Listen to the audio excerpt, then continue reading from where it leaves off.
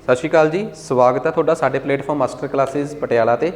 ठीक है, सो अज दे 30 जून के करंट अफेयर्स जिहड़े आ ये बड़े इंपॉर्टेंट आ। फार्मूला उही रहूगा, पहला current affairs all India level दे ते लास्ट च 2 ਤੋਂ 3 करंट अफेयर्स जो पंजाबी ट्रिब्यून ते पंजाब दीआं अखबारां च रहे आ। सो शुरू करते हैं जी बिना समा खराब करे।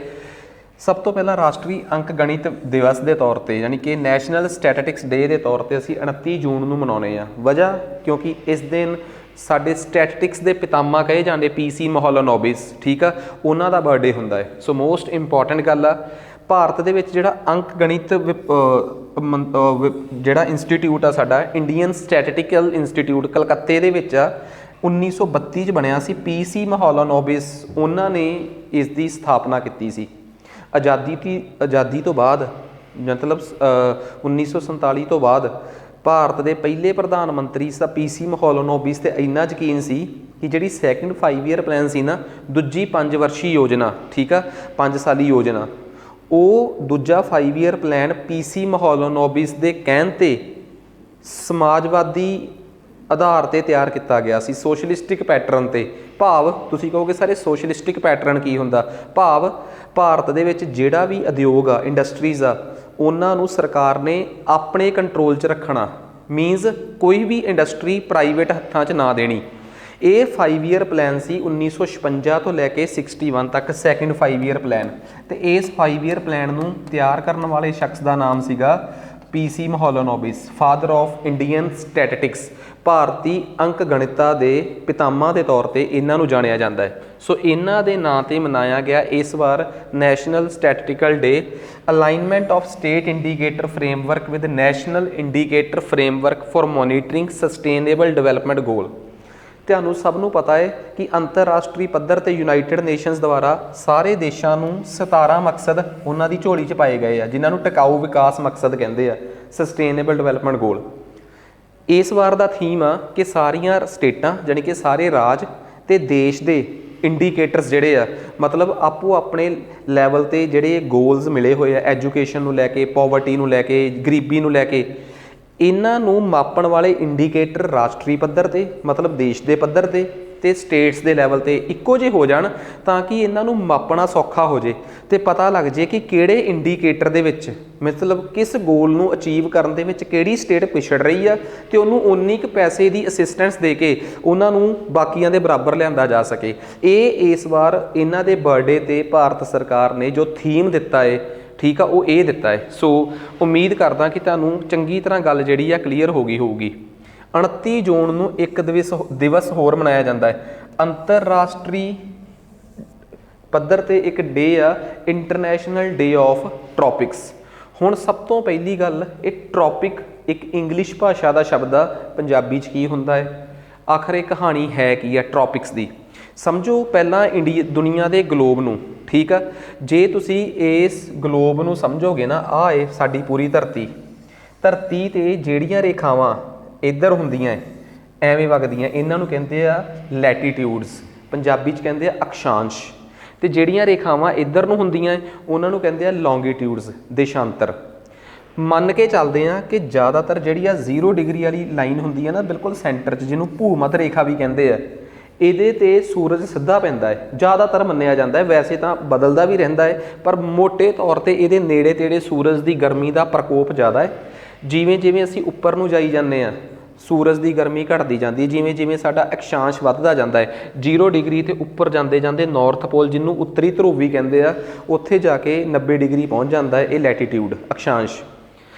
कहते जिहड़ा 0 डिग्री तो लैके 23.5 डिग्री वाली जिहड़ी लाइन है, जिन्हों लोग ट्रॉपिक ऑफ कैंसर भी कहते हैं, तो पंजाबी वाले करक रेखा भी कहते हैं, तो 0 डिग्री तो लैके थल्लड़े पासे नूं जिहड़ी 23 डिग्री थल्ले लाइन हुंदी आ, उहनूं लोग कहते हैं मकर रेखा जां ट्रॉपिक ऑफ कैप्रीकॉर्न। इन्हां दोवां दे विच जिहड़ा गर्मी वाला प्रकोप वाला इलाका ज़्यादा है, ज़्यादा गर्मी वाला इलाका है, इनू कहा जाता है ट्रॉपिक्स। इनू की कहा जाता है ट्रॉपिक्स। इनू पंजाबी च कहा जाता है ऊष्ण ताप खंड, इंग्लिश च कहा जाता है ट्रॉपिक्स। सो इस इलाके नू स्पैशल डे के तौर पर क्यों मनाया जाता है, उसकी वजह की है, वो इस करके क्योंकि दुनिया च ये इलाका है, जे इत्थे सोलर सैल ला दिते जाण तां ये इलाका पूरी दुनिया नू बिजली दे सकता है। ਦੁਨੀਆ ਵਾਸਤੇ ਬੜਾ ਤਗੜਾ ਪੋਟੈਂਸ਼ੀਅਲ ਹੈ ਇਸ ਇਲਾਕੇ 'ਚ। ਸੋ ਇਹਦੇ ਵਾਸਤੇ ਵੱਖਰਾ ਦਿਵਸ ਮਨਾਇਆ ਜਾਂਦਾ ਹੈ, ਜਿਹੜਾ ਇਸ ਤੋਂ ਉੱਪਰ 23.5 ਡਿਗਰੀ ਤੋਂ ਲਾ ਕੇ 66 ਡਿਗਰੀ ਦੇ ਵਿੱਚ ਮਤਲਬ ਕਰਕ ਰੇਖਾ ਤੇ ਆਰਕਟਿਕ ਸਰਕਲ ਦੇ ਵਿੱਚ, ਆਰਕਟਿਕ ਚੱਕਰ ਦੇ ਵਿੱਚ ਜਿਹੜਾ ਏਰੀਆ ਹੁੰਦਾ ਹੈ ਉਹਨੂੰ ਇੰਗਲਿਸ਼ 'ਚ ਕਹਿੰਦੇ ਆ ਟੈਂਪਰੇਟ ਇਲਾਕਾ ਤੇ ਪੰਜਾਬੀ 'ਚ ਕਹਿੰਦੇ ਆ ਉਪ ਉਸ਼ਣ ਤਾਪਖੰਡ।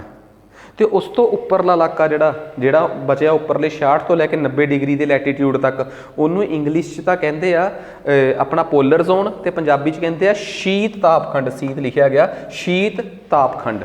ਉਮੀਦ ਕਰਦਾ ਕਿ ਕਹਾਣੀ ਚੰਗੀ ਤਰ੍ਹਾਂ ਸਮਝ ਆ ਗਈ ਹੋਊਗੀ। ਇਸ ਇਲਾਕੇ ਨੂੰ ਲੈ ਕੇ ਇੱਕ ਸਪੈਸ਼ਲ ਡੇ 29 ਤਰੀਕ ਨੂੰ ਅੰਤਰਰਾਸ਼ਟਰੀ ਪੱਧਰ ਤੇ ਮਨਾਇਆ ਜਾਂਦਾ ਹੈ। ਜੇ ਕੋਈ ਕਵੇ ਕਿ ਇਹ ਡੇ ਕਿਸ ਇਲਾਕੇ ਨੂੰ ਸੈਲੀਬ੍ਰੇਟ ਕਰਨ ਵਾਸਤੇ, ਇਹ ਇਲਾਕਾ ਉਹ ਆ ਜਿਹੜਾ ਧਰਤੀ ਤੇ ਕਰਕ ਰੇਖਾ ਤੇ ਮਕਰ ਰੇਖਾ ਦੇ ਵਿੱਚ ਲਾਈ ਕਰਦਾ ਹੈ। ਕਰਕ ਰੇਖਾ ਤੇ ਮਕਰ ਰੇਖਾ ਦੇ ਵਿੱਚ ਆਉਂਦਾ ਹੈ ਉਹ ਇਲਾਕਾ ਇਹ। ਸੋ ਅੱਗੇ ਆ ਜਾਓ।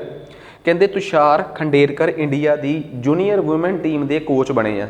ਫੈਕਚੁਅਲ ਸਵਾਲ ਆ, ਇਹਦੇ 'ਚ ਕੋਈ ਜਾਣਕਾਰੀ ਵਾਧੂ ਤੌਰ ਤੇ ਨਾਰ ਦੇਣ ਵਾਸਤੇ ਮੇਰੇ ਕੋਲ ਨਹੀਂ ਸੀ, ਤਾਂ ਤੁਸੀਂ ਪੜ੍ਹ ਸਕਦੇ ਹੋ। ਅੱਗੇ ਝੂਲਨ ਗੋਸਵਾਮੀ, ਆਯੋਨ ਮੋਰਗਨ ਤੇ ਹੈਦਰ ਨਾਈਟ, ਇਹਨਾਂ ਨੇ MCC ਕਮੇਟੀ ਜੁਆਇਨ ਕੀਤੀ ਆ। ਮੋਸਟ ਇੰਪੋਰਟੈਂਟ, ਪੇਪਰ 'ਚ ਫਸਾ ਸਕਦੇ ਆ ਕਿ MCC ਕਮੇਟੀ ਕ੍ਰਿਕਟ ਦੀ ਭਾਸ਼ਾ 'ਚ ਇੱਕ ਆਮ ਵਰਤਿਆ ਜਾਣ ਵਾਲਾ ਸ਼ਬਦ ਆ, ਇਹਦੀ ਫੁੱਲ ਫਾਰਮ ਕੀ ਆ। ਤੇ ਕਈ ਜਿਹੜੇ ਬਾਹਲੇ ਕ੍ਰਿਕਟ ਦੇਖਦੇ ਆ ਨਾ, ਉਹ ਇਹਦੀ ਆਪਸ਼ਨ ਲਾਉਣਗੇ ਮੈਲਬੌਰਨ ਕ੍ਰਿਕਟ ਕਲੱਬ, ਕਿਉਂਕਿ ਬੜਾ ਮਸ਼ਹੂਰ ਹੁੰਦਾ ਮੈਲਬੌਰਨ ਕ੍ਰਿਕਟ ਕਲੱਬ, ਫਸ ਜਾਓਗੇ। MCC ਕਿਉਂ ਆ, ਕੀ ਆ? ਤੁਹਾਨੂੰ ਪਤਾ ਕਿ ਕ੍ਰਿਕਟ ਦੀ ਜਨਮਦਾਤਾ ਟੀਮ ਇੰਗਲੈਂਡ ਆ, ਤੇ ਇੰਗਲੈਂਡ ਦਾ ਸਭ ਤੋਂ ਪਵਿੱਤਰ ਗਰਾਊਂਡ, ਕ੍ਰਿਕਟ ਦਾ ਮੱਕਾ ਜਿਹਨੂੰ ਕਿਹਾ ਜਾਂਦਾ ਹੈ, ਉਹ ਆ ਗਰਾਊਂਡ ਲਾਰਡਸ ਦਾ। ਤੇ ਲਾਰਡ ਦਾ ਗਰਾਊਂਡ ਇਸੇ ਕਮੇਟੀ ਦਾ ਗਰਾਊਂਡ ਆ, ਤੇ ਇਸ ਕਮੇਟੀ ਦੀ ਫੁੱਲ ਫਾਰਮ ਆ that is Marylebone cricket club. Most important, ਕਹਿੰਦੇ ਆ ਮਾਰਲੇਬੌਰਨ ਕ੍ਰਿਕਟ ਕਲੱਬ ਲਾਰਡਸ ਦੇ ਗਰਾਊਂਡ ਦਾ ਮਾਲਕ ਆ। ਇਹ ਕਮੇਟੀ ਦੁਨੀਆ ਦੀ ਸਭ ਤੋਂ ਪੁਰਾਣੀ ਕ੍ਰਿਕਟ ਕਮੇਟੀ ਆ। 1786-87 ਦੇ ਵੇਲੇ ਬਣ ਗਈ ਸੀ। ਤੇ ਅੱਜ ਭਾਰਤ ਦੇ ਕਈ ਖਿਡਾਰੀ ਇਹਦੇ ਔਨਰੇਬਲ ਮਤਲਬ ਕਹਿ ਲਓ ਕਿ ਮੈਂਬਰ ਨੇ, ਜਿਨ੍ਹਾਂ ਨੂੰ ਸਪੈਸ਼ਲੀ ਰਿਸਪੈਕਟ ਦੇ ਕੇ ਇਹਦੇ ਮੈਂਬਰ ਬਣਾਇਆ ਗਿਆ। ਧੋਨੀ ਤੋਂ ਲੈ ਕੇ ਸਹਿਵਾਗ ਸੂਗ ਹੋਣੀ ਸਾਰੇ ਇਹਦੇ ਮੈਂਬਰ ਆ, ਜ਼ਹੀਰ ਖਾਨ ਹੋਣੀ। ਤਾਂ ਇਹਦਾ ਜਿਹੜਾ ਪ੍ਰਧਾਨ ਆ, ਵੈਸੇ ਤਾਂ ਇਹਦਾ ਪ੍ਰਧਾਨ ਹਮੇਸ਼ਾ ਬ੍ਰਿਟਿਸ਼ ਰਿਹਾ ਹੈ। ਪਹਿਲੀ ਵਾਰੀ ਜਦੋਂ ਕੋਈ ਗੈਰ ਬ੍ਰਿਟਿਸ਼ ਇਹਦਾ ਮੈਂਬਰ ਪ੍ਰਧਾਨ ਬਣਿਆ ਤਾਂ ਉਹ ਸੀ ਕੁਮਾਰਾ ਸੰਗਾਕਾਰਾ। ਇਹ ਸ਼੍ਰੀਲੰਕਾ ਦੇ ਕਪਤਾਨ ਨੇ, ਅੱਜ ਵੀ ਇਹ ਇਹਦੇ ਪ੍ਰਧਾਨ ਨੇ। ਸੋ ਮੋਸਟ ਇੰਪੋਰਟੈਂਟ ਗੱਲ ਆ, 2016 'ਚ ਅੰਜੁਮ ਚੋਪੜਾ ਜਿਹੜੀ ਸੀ, ਉਹ ਪਹਿਲੀ ਭਾਰਤੀ ਔਰਤ ਖਿਡਾਰੀ ਸੀ ਜਿਹੜੀ ਇਸ MCC ਕਮੇਟੀ ਦੀ ਮੈਂਬਰ ਬਣੀ ਸੀ। ਪ੍ਰਧਾਨ ਨਹੀਂ, ਪ੍ਰਧਾਨ ਆਹੀ ਆ ਪਹਿਲਾ ਏਸ਼ੀਅਨ ਜਾਂ ਪਹਿਲਾ ਨੌਨ ਬ੍ਰਿਟਿਸ਼। ਸੋ ਦੂਜੀ ਗੱਲ, ਇਹਦਾ ਨਾਮ ਆ ਮਾਰਲੇਬੌਰਨ ਕ੍ਰਿਕਟ ਕਲੱਬ। 1787 ਚ ਬਣਿਆ ਸੀ। ਕ੍ਰਿਕਟ ਨਾਲ ਸੰਬੰਧਿਤ ਲਾਅ ਕਾਨੂੰਨ ਪਹਿਲੀ ਵਾਰੀ ਇਹੀ ਬਣਾਉਣੇ ਸ਼ੁਰੂ ਕਰਦੇ ਆ। 1905-6 ਤੱਕ ਤਾਂ ICC ਦਾ ਹੈੱਡਕੁਆਟਰ ਵੀ ਇੱਥੇ ਸੀ। ਉਹ ਫਿਰ ਉਸ ਤੋਂ ਬਾਅਦ ਉਹ UAE ਸ਼ਿਫਟ ਹੋ ਗਿਆ।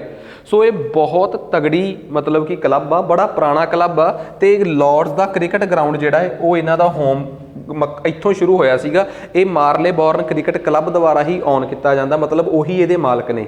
ਸੋ ਮਾਰਲੇਬੌਰਨ ਕ੍ਰਿਕਟ ਕਲੱਬ ਇੰਗਲੈਂਡ ਦਾ, UK ਦਾ ਬੜਾ ਮਸ਼ਹੂਰ ਕ੍ਰਿਕਟ ਕਲੱਬ ਆ। ਉਹਦੇ 'ਚ ਰੀਸੈਂਟਲੀ 3 ਔਰਤ ਖਿਡਾਰੀਆਂ ਦੇ ਨਾਮ ਆਏ ਆ, ਜਿਨ੍ਹਾਂ 'ਚੋਂ ਇੱਕ ਇੰਡੀਅਨ ਵੀ ਆ, ਝੂਲਨ ਗੋਸਵਾਮੀ। ਠੀਕ ਆ। ਸੋ ਉਹਨਾਂ ਨੇ ਰਿਟਾਇਰ ਹੋਣ ਤੋਂ ਬਾਅਦ ਇਹਦੀ ਮੈਂਬਰਸ਼ਿਪ ਅਸੈਪਟ ਕੀਤੀ ਆ। ਨੈਕਸਟ, ਰਾਧਿਕਾ ਸਰੂਪ ਇੱਕ ਲੇਡੀ ਆ ਜਿਹਦੀ ਨਵੀਂ ਕਿਤਾਬ ਆਈ ਆ the New Delhi book club. So unimportant ਜਿਹਾ ਕਰੰਟ ਅਫੇਅਰ ਸੀ, ਪਰ ਐਡ ਕਰਨਾ ਜ਼ਰੂਰੀ ਸੀ ਕਿਉਂਕਿ ਕਈ ਵਾਰੀ ਪੰਜਾਬ ਦੇ ਹਲਕੇ ਪੱਧਰ ਦੇ ਪੇਪਰਾਂ 'ਚ ਪਾ ਦਿੰਦੇ ਆ, ਜਿਵੇਂ ਪੁਲਿਸ ਟਾਈਪ ਪੇਪਰਾਂ 'ਚ। ਅੱਗੇ ਆ ਜਾਓ, ਮੋਸਟ ਇੰਪੋਰਟੈਂਟ ਇਹ ਆ, ਮੋਸਟ ਇੰਪੋਰਟੈਂਟ ਰੂਪਾ ਰਾਏ ਦੀ ਕਿਤਾਬ ਆਈ ਆ ਦਾ ਯੋਗ ਸੂਤਰਾ ਫॉर ਚਿਲਡਰਨ, ਯੋਗ ਤੇ ਕਿਤਾਬ। ਤੇ ਪਤਾ ਤੁਹਾਨੂੰ, ਜਦੋਂ ਗੱਲ ਯੋਗ ਦੀ ਚੱਲਦੀ ਆ ਤੇ ਏਂਸ਼ੀਅੰਟ ਹਿਸਟਰੀ 'ਚ ਇੱਕ ਸ਼ਖਸ ਦਾ ਨਾਮ ਬੜਾ ਰੈਲੀਵੈਂਟ ਹੋ ਜਾਂਦਾ ਹੈ। ਠੀਕ ਆ। 2-3 ਸਦੀ ਦੇ ਬੜੇ ਮਸ਼ਹੂਰ ਇੱਕ ਸਾਡੇ ਯੋਗੀ ਹੋਏ ਆ, ਰਾਈਟਰ ਹੋਏ ਆ, Patanjali. Most important. So Patanjali ਆ ਜਿਨ੍ਹਾਂ ਨੇ ਸਭ ਤੋਂ ਪਹਿਲੀ ਵਾਰ ਯੋਗ ਸੂਤਰਾ ਲਿਖੀ ਸੀ। ਇੱਕ ਕਲਾਸੀਕਲ ਯੋਗਾ ਦੀ ਕਿਤਾਬ ਆ। ਇਹਨਾਂ ਨੂੰ ਏਂਸ਼ੀਅੰਟ ਸੇਗ ਆਫ ਇੰਡੀਆ ਕਿਹਾ ਜਾਂਦਾ ਹੈ। ਬੇਸਿਕਲੀ ਇਹ ਮਤਲਬ ਕਿ ਪੁਰਾਤਨ ਭਾਰਤ ਦੇ ਇੱਕ ਸੰਤ ਦੇ ਤੌਰ ਤੇ ਇਹਨਾਂ ਨੂੰ ਇੱਕ ਉਪਾਧੀ ਮਿਲੀ ਹੋਈ ਆ। ਠੀਕ ਆ। ਇਹਨਾਂ ਨੇ ਇੱਕ ਕਿਤਾਬ ਹੋਰ ਲਿਖੀ ਆ, ਮਹਾਭਾਸ਼ਿਆ। ਮਹਾਭਾਸ਼ਿਆ ਕੀ ਆ? ਬੇਸਿਕਲੀ ਜਿਹੜੀ ਪਾਣਿਨੀ, ਇਹ ਵੀ ਏਂਸ਼ੀਅੰਟ ਆਥਰ ਹੀ ਆ, ਪ੍ਰਾਚੀਨ ਇੱਕ ਲੇਖਕ ਹੀ ਆ। ਉਹਨਾਂ ਦੀ ਅਸ਼ਟਅਧਿਆਈ ਦੇ ਆਧਾਰਿਤ ਇੱਕ ਉਹਨੂੰ ਐਕਸਪਲੇਨ ਕਰਨ ਵਾਲੀ ਇੱਕ ਕਿਤਾਬ ਆ ਮਹਾਭਾਸ਼ਿਆ, ਉਹ ਵੀ ਇਹਨਾਂ ਦੀ ਹੀ ਪਤੰਜਲੀ ਦੀ ਹੀ ਲਿਖੀ ਹੋਈ ਆ। ਸੋ ਪਤੰਜਲੀ ਦੀਆਂ ਲਿਖੀਆਂ ਹੋਈਆਂ 2 ਕਿਤਾਬਾਂ ਮਹਾਭਾਸ਼ਿਆ ਜਿਹੜੀ ਬੇਸਡ ਆ ਪਾਣਿਨੀ ਦੀ ਅਸ਼ਟਅਧਿਆਈ ਤੇ, ਉਹਨਾਂ ਦੀ ਗ੍ਰਾਮਰ ਅਸ਼ਟਅਧਿਆਈ ਤੇ, ਪਲੱਸ ਦੂਜੀ ਕਿਤਾਬ ਇਹਨਾਂ ਦੀ ਆ ਯੋਗ ਸੂਤਰਾ। ਸੋ ਇਹ 2 ਕਿਤਾਬਾਂ ਪਤੰਜਲੀ ਦੀਆਂ ਮਸ਼ਹੂਰ ਆ। ਯੋਗ ਸੂਤਰਾ ਤੋਂ ਗੱਲ ਕਿਉਂ ਚੱਲੀ, ਕਿਉਂਕਿ ਯੋਗ ਸੂਤਰਾ ਨਾਮ ਦੀ ਇੱਕ ਨਵੀਂ ਕਿਤਾਬ ਆਈ ਹੈ ਦਾ ਯੋਗ ਸੂਤਰਾ ਫॉर ਚਿਲਡਰਨ, ਜਿਹਨੂੰ ਲਿਖਣ ਵਾਲੀ ਲੇਡੀ ਦਾ ਨਾਮ ਆ ਰੂਪਾ ਰਾਏ। ਇਹਨਾਂ ਦੀ ਪਹਿਲਾਂ ਵੀ ਇੱਕ ਕਿਤਾਬ ਅਵਾਰਡ ਵਿਨਿੰਗ ਰਹੀ ਆ, ਬੈਸਟ ਸੈਲਿੰਗ ਰਹੀ ਆ, ਦਾ ਗੀਤਾ ਫॉर ਚਿਲਡਰਨ। ਸੋ ਰੂਪਾ ਰਾਏ ਦਾ ਨਾਮ ਇੰਪੋਰਟੈਂਟ ਆ, ਖਬਰਾਂ 'ਚ ਵੀ ਆ, ਇਹਦੇ ਬਹਾਨੇ ਅਸੀਂ ਹੋਰ ਵੀ ਕੁਝ ਪੜ੍ਹ ਲਿਆ। ICC ਵਰਲਡ ਕੱਪ 2023 ਦਾ ਸ਼ਡਿਊਲ ਆ ਗਿਆ, ਮੋਹਾਲੀ ਬਾਹਰ ਹੋ ਗਿਆ, ਦੱਸਣ ਦੀ ਲੋੜ ਹੀ ਨਹੀਂ। ਹਾਂ ਇਹ ਗੱਲ ਇੰਪੋਰਟੈਂਟ ਆ, ਇਹ ਵਰਲਡ ਕੱਪ ਇੰਡੀਆ ਹੋਸਟ ਕਰੂਗਾ, ਠੀਕ ਆ। ਇੰਡੀਆ ਦਾ ਪਹਿਲਾ ਮੈਚ ਜਿਹੜਾ ਹੈ ਆਸਟ੍ਰੇਲੀਆ ਦੇ ਖਿਲਾਫ ਹੋਊਗਾ ਚੇਨਈ 'ਚ, ਪਰ ਇਸ ਵਰਲਡ ਕੱਪ ਦਾ ਪਹਿਲਾ ਮੈਚ ਇੰਗਲੈਂਡ ਤੇ ਨਿਊਜ਼ੀਲੈਂਡ ਦੇ ਵਿੱਚ ਹੋਊਗਾ 5 ਅਕਤੂਬਰ ਨੂੰ। ਫਾਈਨਲ ਜਿਹੜਾ ਹੈ ਉਹ ਨਰਿੰਦਰ ਮੋਦੀ ਸਟੇਡੀਅਮ ਜਿਹੜਾ ਕਿ ਗੁਜਰਾਤ 'ਚ ਉੱਥੇ ਹੋਊਗਾ ਅਹਿਮਦਾਬਾਦ, ਤੇ ਸੈਮੀਫਾਈਨਲ ਜਿਹੜਾ ਹੈ ਉਹ ਇੱਕ ਬੰਬੇ ਤੇ ਇੱਕ ਚੇਨਈ 'ਚ ਹੋਊਗਾ। ਸੋ ਫੈਕਟਸ ਨੇ ਇਹ ਜ਼ਰੂਰ ਯਾਦ ਕਰ ਲਿਓ, ਇੰਪੋਰਟੈਂਟ ਚੀਜ਼ਾਂ। ਕਹਿੰਦੇ ਜਿਵੇਂ ਕੱਲ ਆਈ ਸੀ ਟਾਈਮਸ ਦੀ ਏਸ਼ੀਆ ਦੀਆਂ ਯੂਨੀਵਰਸਿਟੀਆਂ ਦੀ ਲਿਸਟ, ਅੱਜ ਆਈ ਆ QS ਦੀ world ranking released by QS ਵੀ ਇੱਕ UK ਬੇਸਡ ਫਰਮ ਆ ਜਿਹੜੀ ਦੁਨੀਆ ਦੀਆਂ ਯੂਨੀਵਰਸਿਟੀਆਂ ਨੂੰ ਲਾਈਨ ਚਲਾਉਂਦੀ ਆ। ਸੋ ਇਹਦੇ ਨਤੀਜੇ ਕੀ ਕਹਿੰਦੇ ਆ, ਸਭ ਤੋਂ ਇੰਪੋਰਟੈਂਟ ਗੱਲ, ਇਹ 20ਵਾਂ QS ਰੈਂਕਿੰਗ ਆਈ ਆ, ਠੀਕ ਆ। America the ਮੈਸਾਚਿਊਟ institute of technology, ਜਿਹਨੂੰ MIT ਦੇ ਨਾਮ ਨਾਲ ਲੋਕ ਜਾਣਦੇ ਆ, ਤੇ ਸੈਟ ਦਾ ਤੇ GRE ਵਗੈਰਾ ਦਾ ਪੇਪਰ ਦੇ ਕੇ ਲੋਕ ਇੱਥੇ ਐਡਮਿਸ਼ਨਾਂ ਲੈਂਦੇ ਆ, ਉਹ ਪਹਿਲੇ ਨੰਬਰ ਤੇ ਆ, ਤੇ UK ਦੀ ਕੈਂਬਰਿਜ ਯੂਨੀਵਰਸਿਟੀ ਦੂਜੇ ਨੰਬਰ ਤੇ ਆ, ਠੀਕ ਆ। ਸੋ ਇੰਡੀਆ ਨੂੰ ਯੂਨੀਵਰਸਿਟੀਆਂ ਦੇ ਮਾਮਲੇ 'ਚ ਇੰਡੀਆ ਦੀਆਂ 45 ਯੂਨੀਵਰਸਿਟੀਆਂ ਨੂੰ ਰੈਂਕਿੰਗ ਮਿਲੀ ਆ, ਉਸ ਮਾਮਲੇ 'ਚ ਇੰਡੀਆ ਦੁਨੀਆ ਦਾ 7ਵਾਂ ਇਹੋ ਜਿਹਾ ਦੇਸ਼ ਬਣਿਆ ਹੈ। ਤੇ ਇੰਡੀਆ ਦੀ ਜੇ ਗੱਲ ਕਰੀਏ ਤਾਂ ਇੰਡੀਆ 'ਚੋਂ ਇਸ ਵਾਰ ਬੰਗਲੁਰੂ ਪਿਛੜ ਗਈ, ਇੰਡੀਅਨ ਇੰਸਟੀਚਿਊਟ ਆਫ ਸਾਇੰਸ। ਇਸ ਵਾਰ ਮਾਰਕਾ ਮਾਰਿਆ ਏ ਇੰਡੀਆ ਦੀ ਜਿਹੜੀ ਪਹਿਲੀ ਯੂਨੀਵਰਸਿਟੀ ਆ IIT ਬੰਬੇ, ਦੂਜੇ ਨੰਬਰ ਤੇ ਇੰਡੀਆ ਦੀ ਆਈ ਆ IIT ਦਿੱਲੀ। ਪਹਿਲੇ 200 'ਚ ਇੰਡੀਆ ਦੀਆਂ 2 ਯੂਨੀਵਰਸਿਟੀਆਂ, ਪਹਿਲੇ 150 'ਚ ਇੰਡੀਆ ਦੀ 1 ਯੂਨੀਵਰਸਿਟੀ ਆ, ਪਹਿਲੇ 100 'ਚ ਇੰਡੀਆ ਦੀ ਕੋਈ ਯੂਨੀਵਰਸਿਟੀ ਨਹੀਂ ਆਈ। ਆ ਜਾਓ ਫਿਰ ਅੱਗੇ ਗੱਲ ਕਰਦੇ ਹਾਂ ਨੈਕਸਟ। ਪਰਸ਼ੋਤਮ ਰੁਪਾਲਾ ਜਿਹੜੇ ਆ ਸਾਡੇ ਕੇਂਦਰੀ ਗ੍ਰਹਿ ਰਾਜ ਮੰਤਰੀ ਨੇ, ਮਤਲਬ ਕੇਂਦਰ ਦੀ ਮਿਨਿਸਟਰੀ 'ਚ ਛੋਟੇ ਲੈਵਲ ਦੇ ਮੰਤਰੀ, ਠੀਕ ਆ। ਕੇਂਦਰੀ ਮੰਤਰੀ ਨੇ ਫਿਸ਼ਰੀਜ਼ ਮਿਨਿਸਟਰੀ ਦੇ, fishing, animal husbandry and dairying. ਪਹਿਲਾਂ ਇੱਕੋ ਹੀ ਮਿਨਿਸਟਰੀ ਹੁੰਦੀ ਸੀ, ਮਿਨਿਸਟਰੀ ਆਫ ਫਾਰਮਰ ਐਗਰੀਕਲਚਰ ਤੇ ਫਿਸ਼ਰੀ ਐਨੀਮਲ ਹਸਬੈਂਡਰੀ। ਹੁਣ 2 ਮਿਨਿਸਟਰੀਆਂ ਅੱਡ ਕਰਤੀਆਂ, ministry of fishing, animal husbandry ਤੇ ਡੈਰੀ ਉਹ ਅੱਡ ਕਰਤਾ ਹੈ, ਤੇ ਮਿਨਿਸਟਰੀ ਆਫ ਐਗਰੀਕਲਚਰ ਤੇ ਫਾਰਮਰ ਵੈਲਫੇਅਰ ਉਹਨੂੰ ਅੱਡ ਕਰਤਾ ਹੈ। ਸੋ ਇਹਦੇ ਮਿਨਿਸਟਰ ਨੇ ਪਰਸ਼ੋਤਮ ਰੁਪਾਲਾ, ਬੇਸਿਕਲੀ ਉਹਨਾਂ ਨੇ ਇੱਕ ਐਪ ਲਾਂਚ ਕੀਤੀ ਆ, ਰਿਪੋਰਟ ਫਿਸ਼ ਡਿਜ਼ੀਜ਼ ਐਪ। ਕਿੰਨੇ ਬਣਾਈਆਂ ਪੇਪਰ 'ਚ ਆ ਸਕਦਾ, ਕਿਉਂਕਿ ਭਾਰਤ 'ਚ ਮੱਛੀਆਂ ਦਾ ਜਿਹੜਾ ਐਕਸਪੋਰਟ ਆ ਉਹ ਬਹੁਤ ਵੱਡਾ ਬਿਜ਼ਨਸ ਆ। ਬਹੁਤ ਜ਼ਿਆਦਾ ਸਮੁੰਦਰੀ ਰੇਖਾ ਹੋਣ ਕਰਕੇ ਅਪਰੋਕਸੀਮੇਟਲੀ ਜੇ ਸਟੇਟਾਂ ਦੀ ਗੱਲ ਕਰੀਏ ਤਾਂ ਤਕਰੀਬਨ 6100-6200 ਕਿਲੋਮੀਟਰ। ਓਵਰਆਲ ਜੇ ਆਈਲੈਂਡਸ ਵੀ ਜੋੜ ਦਈਏ, ਟਾਪੂ ਵੀ ਜੋੜ ਲਈਏ ਤਾਂ 7500 ਕਿਲੋਮੀਟਰ ਦੀ ਸਾਡੀ ਤੱਟੀਆ ਖੇਤਰ ਆ, ਕੋਸਟ ਲਾਈਨ ਆ। ਤੇ ਸਭ ਤੋਂ ਵੱਡੀ ਗੁਜਰਾਤ ਦੀ ਕੋਸਟ ਲਾਈਨ ਆ, ਦੂਜੇ ਨੰਬਰ ਤੇ ਆਂਧਰਾ ਦੀ ਕੋਸਟ ਲਾਈਨ ਆ। ਪੇਪਰ 'ਚ ਆ ਸਕਦਾ ਨਾ ਕਿ ਪਹਿਲੇ ਤੇ ਕਿਹੜੀ ਆ, ਦੂਜੇ ਤੇ ਕਿਹੜੀ ਆ। ਕਰਮਵਾਰ ਸਾਰੀਆਂ ਸਟੇਟਾਂ ਦੀ ਲਾਈਨ 'ਚ ਲਾ ਕੇ ਮੈਨੂੰ ਕਮੈਂਟ ਕਰਕੇ ਦੱਸੋ। ਖੈਰ ਆਪਾਂ ਆਪਣੀ ਗੱਲ ਤੇ ਆਉਣੇ ਆ। ਐਡੀ ਤਗੜੀ ਕੋਸਟ ਲਾਈਨ ਹੋਵੇ ਤਾਂ ਤੁਹਾਡੇ ਕੋਲ ਮੱਛੀ ਪਾਲਣ ਨਾ ਹੋਵੇ ਤਾਂ ਮੱਛੀਆਂ ਦੀਆਂ ਬਿਮਾਰੀਆਂ ਵੀ। ਭਾਰਤ ਦੀ ਮੱਛੀਆਂ ਨੂੰ ਲੈ ਕੇ ਮਿਨਿਸਟਰੀ ਆਫ ਫਿਸ਼ਿੰਗ ਦੀ ਇੱਕ ਬਹੁਤ ਵੱਡੀ ਸਕੀਮ ਆ, ਪ੍ਰਧਾਨ ਮੰਤਰੀ ਮਤਸਿਆ ਸੰਪਦਾ ਯੋਜਨਾ। ਮਤਸਿਆ ਮਤਲਬ ਮੱਛੀ, ਸੰਪਦਾ ਉਹਦਾ ਵਿਕਾਸ ਕਰਨਾ, ਉਹਨੂੰ ਵਿਕਸਿਤ ਕਰਨਾ, ਉਹ ਵਾਲੀ ਯੋਜਨਾ। ਉਹਦੇ ਤਹਿਤ ਹੀ ਰਿਪੋਰਟ ਫਿਸ਼ ਡਿਜ਼ੀਜ਼ ਨਾਮ ਦੀ ਐਪ ਚਲਾਈ ਆ। ਇਹ ਐਪ ਬਣਾ ਕੇ ਕਿਹਨੇ ਦਿੱਤੀ ਆ? National bureau of fish genetic resource, NBFGR। ਇਹ ਆਈਸਰ ਦਾ ਹੀ ਇੱਕ ਅਦਾਰਾ ਹੈ। ਆਈਸਰ ਭਾਰਤ ਦੇ ਵਿੱਚ ਐਗਰੀਕਲਚਰ ਰਿਸਰਚ ਦੀ ਕੌਂਸਲ ਆ। ਇਹਦੇ ਕਈ ਛੋਟੇ ਛੋਟੇ ਇੰਸਟੀਟਿਊਟ ਨੇ।